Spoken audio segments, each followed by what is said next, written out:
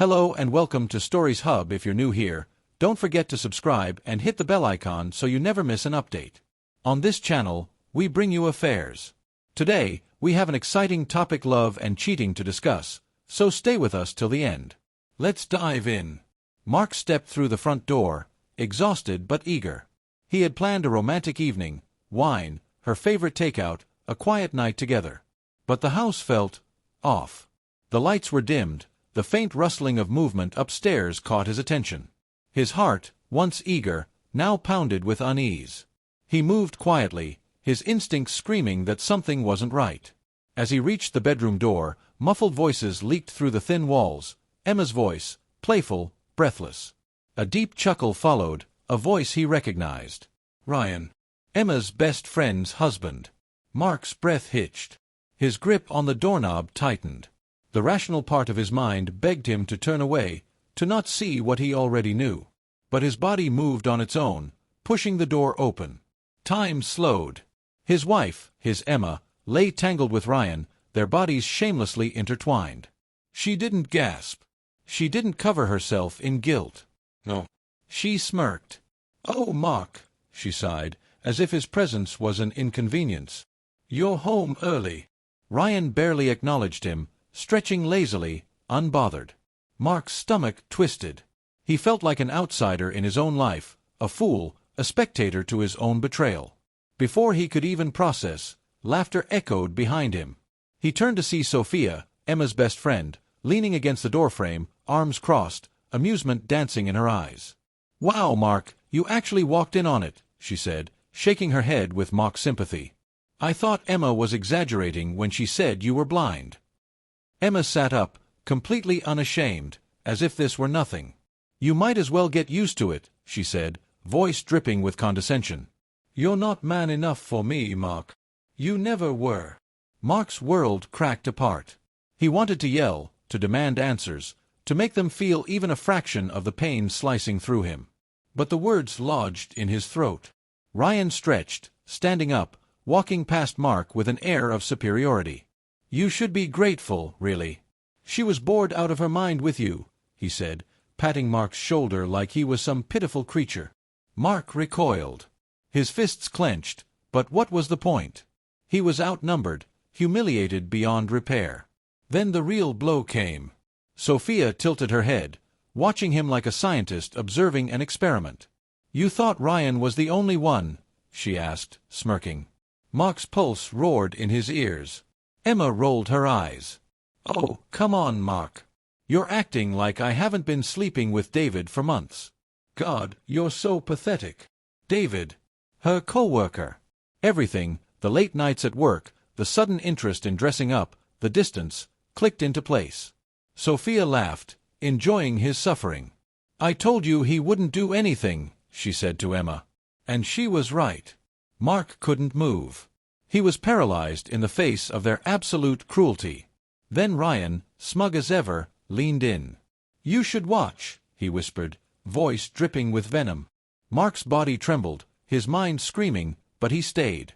Because in that moment, as his wife continued her betrayal, something inside him shifted. The love, the devotion, the hope, all of it burned away. And in its place, something much darker took root. Mark withdrew into silence, letting them believe he was broken beyond repair. He let Emma continue, pretending to accept his fate as the weak husband she mocked. But inside, he was calculating, sharpening the edges of his rage into something lethal. Emma and Sophia carried on like nothing had changed, parading their affairs without shame. Ryan smirked at him every chance he got, a constant reminder of his humiliation. David, oblivious to Mark's awareness, greeted him with a friendly grin at social gatherings, the audacity of it making Mark's blood boil. He spent his nights gathering proof. Emma was careless, too confident in his submission. Her texts, secret meetings, the hotel receipts, she left everything in plain sight, never considering he might fight back. He followed her, recording every stolen kiss, every whispered promise to another man. He collected enough evidence to ruin them all. Ryan thrived on control. He thought he had Mark caged, emasculated. Mark used that arrogance against him, setting up a meeting with Ryan's wife, showing her everything. The photos, the messages, The disgusting truths. She didn't just leave, she exposed him publicly. His social circle turned on him. His business partners pulled out of deals, unwilling to be associated with him. Mark watched as Ryan, once so untouchable, unraveled. Sophia was next. Her husband adored her, oblivious to her betrayals. Mark changed that. He delivered everything, her texts to other men, the lies, the cheating. The moment her husband saw it, his love curdled into hate. The divorce was swift and brutal. She lost everything, her home, her stability, her perfect image. David's downfall was even easier. He prided himself on his career, his reputation. Mark made sure it was destroyed. He sent the evidence to David's boss, revealing how he manipulated women in the workplace. The company had no choice but to fire him. With his professional reputation in ruins, David became a pariah, his charm meaningless without power. And then, Emma. Mark let her believe she was safe, that she had won. Then he shattered her world. He exposed her to her family, her friends, every person she had ever respected. No one defended her. She became a joke, the woman who thought she was untouchable and ended up with nothing. She came to him, pleading, but he only looked at her with the same disgust she once reserved for him. "You thought I was weak," he said, voice devoid of emotion. "But now, you know what real power looks like." And then he walked away. Ryan spiraled first. His wife didn't just leave, she took their kids, their house, and half of everything he owned. The public humiliation shattered his confidence, turning him into a shadow of the man who once smirked in Mark's face. He tried to fight back, but the damage was too deep.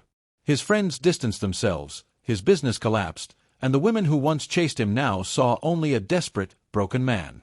The arrogance that fueled him was gone, replaced by alcohol and regret. Sophia fared no better. Her husband cut her off completely, leaving her drowning in legal battles she couldn't win. She lost custody of her children, the home she decorated so proudly, and the respect of the social circles she once ruled.